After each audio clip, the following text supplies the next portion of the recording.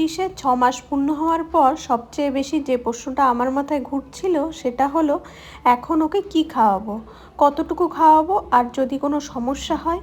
আজ আমি শেয়ার করব আমার বেবির ফার্স্ট ফুড জার্নি আর ডক্টর আমাকে কী কী গুরুত্বপূর্ণ পরামর্শ দিয়েছিলেন।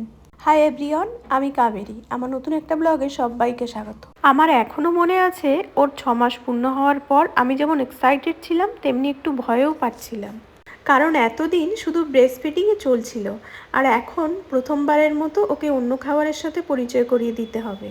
তাই আমরা ডক্টরের কাছে গেলাম আর ডক্টর আমাকে অনেক গুরুত্বপূর্ণ পরামর্শও দিয়েছিলেন। আজ আপনাদের সাথে সেই কথাগুলোই শেয়ার করব। আমার মতো অনেকেরই প্রশ্ন থাকে সলিড ফুড কবে থেকে শুরু করা উচিত।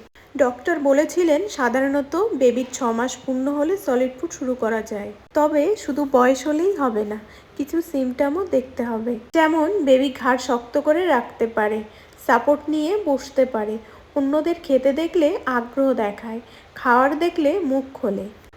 এই সাইনগুলো থাকলে ডক্টরের পরামর্শ নিয়ে সলিড শুরু করা যায়।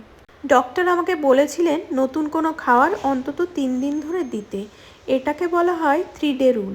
ধরুন আজ আমি বেবিকে অ্যাপেল পিউরি দিলাম, আগামী 2 দিনেও অ্যাপেল পিউরি দেব। এর মধ্যে যদি স্কিন ড্যাশ হয়, গায়ে লাল দানা ওঠে, বমি হয়, লুজ মোশন হয়, পেট খারাপ হয়, শ্বাসকষ্টের মতো কোনো সমস্যা হয়, তাহলে বুঝতে সুবিধা হবে অ্যাপেল পিউরির কারণেই হয়েছে। কিন্তু যদি একই দিনে অ্যাপেল, বানানা, ক্যারেট সব একসাথে দিই তাহলে কোন খাবারের সমস্যা হচ্ছে সেটা বোঝা খুবই কঠিন হয়ে যায়। এই কারণেই ডক্টর ধীরে ধীরে এক একটা খাবার ইন্ট্রোডিউস করতে বলেন। ডক্টর আমাকে কিছু ড্রাই পাউডারও বানিয়ে রাখতে বলেছিলেন। এটা আমার খুবই কাজে লেগেছিল, কারণ প্রতিদিন নতুন করে সব কিছু প্রস্তুত করা সবসময় সম্ভব হয় না। তাই ডক্টর আমাকে বলেছিলেন কিছু হেলদি পাউডার আগে থেকে বানিয়ে রাখতে। আমি যা যা বানিয়েছিলাম তার মধ্যে প্রথমেই রাইস পাউডার, চাল ভালো করে ধুয়ে শুকিয়ে ড্রাই রোস্ট করে নিয়েছিলাম, তারপর ফাইন পাউডার বানিয়ে এয়ারটাইট কন্টেনারে রেখে দিতাম। খাওয়ানোর সময় শুধু জল দিয়ে রান্না করলেই রেডি। দ্বিতীয়টা হচ্ছে ওটস পাউডার। ওটস হালকা রোস্ট করে পাউডার করে রাখতাম। এটা খুব সহজে হজম হয় আর ফাইবারও থাকে। সকালের খাওয়ার হিসাবে অনেক সময়ই ওটস দিতাম। তৃতীয়টা হলো রাগি পাউডার। ডক্টর বিশেষ করে রাগি খাওয়াতে বলেছিলেন, কারণ রাগিতে থাকে আয়রন, ক্যালসিয়াম, ফাইবার, প্রোটিন। তবে শুরুতে অল্প করে দিতে বলেছিলেন, কারণ নতুন খাবার সবসময় ধীরে ধীরে ইন্ট্রোডিউস করতে হয়। বেশ কিছুদিন পর রাগি দেওয়া শুরু করেছিলাম আর বেবি এটা খুব পছন্দও করতো। ডক্টরের পরামর্শ অনুযায়ী আমি শুধু রাইস পাউডার, রাগি পাউডার বা ওটস পাউডারই বানাইনি, বাড়িতেই একটা হোমমেড সেরেলাক মিক্স বানিয়ে রাখতাম। এটা আমার জন্য সত্যিই খুব সুবিধাজনক ছিল, বিশেষ করে যখন দ্রুত কিছু হেলদি খাবার তৈরি করতে হতো। আমি এই হোমমেড মিক্সটা বানানোর জন্য ব্যবহার করতাম ওটস, চিড়ে, মাখানা, আমন্ড, কাজু আর পেস্তা।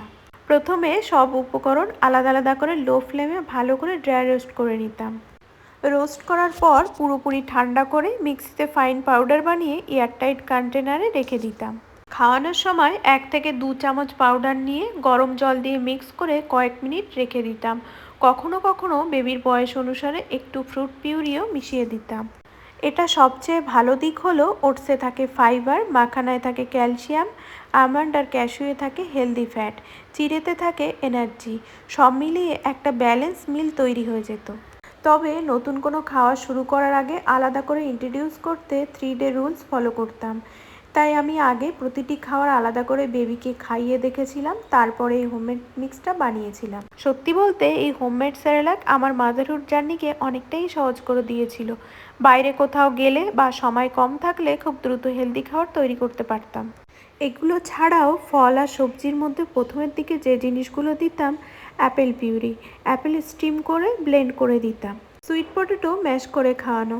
ডক্টর বলেছিলেন সুইট পটেটো খুব ভালো ফাস্ট ফুড, কারণ এটা সফট আর ন্যাচারালি সুইট। পামকিন পিউরি, কুমড়ো ছোট ছোট করে কেটে স্টিম করে ব্লেন্ড করে নিতাম। কুমড়ো অনেক সহজেই হজম হয়। ক্যারেট পিউরি, কুমড়োর মতোই একইভাবে বানাতাম। ম্যাশ বানানা, এটা সবচেয়ে কনভিনিয়েন্ট ফুড ছিল, বাইরে গেলে সহজে ক্যারি করা যেত। অ্যাভোকাডো ম্যাশ, হেলদি ফ্যাটের জন্য ডক্টর অ্যাভোকাডো সাজেস্ট করেছিলেন। আর ছিল সিজনাল ফল, যেমন ওই সময় আম খুব বাজারে উঠেছিল, যে কারণে আমি ওকে আমের পিউরি করে করেও খাওয়াতাম। এবার আসি কি খাওয়ার ডক্টর আমাকে অ্যাভয়েড করতে বলেছিলেন 1 বছরের আগে। লবণ, চিনি, মধু, গরুর দুধ, dry fruits, whole nuts, junk food, chocolate, packet juice. প্রথম দিকে বেবি কতটুকু খেত এটাও আমার অনেক চিন্তার বিষয় ছিল, কিন্তু ডক্টর বলেছিলেন 1 বছরের আগে খাওয়ার শেখা বেশি গুরুত্বপূর্ণ, পেট ভরানো নয়। একটা কথা ডক্টর আমাকে বলেছিলেন যেটা আজও আমার মনে আছে।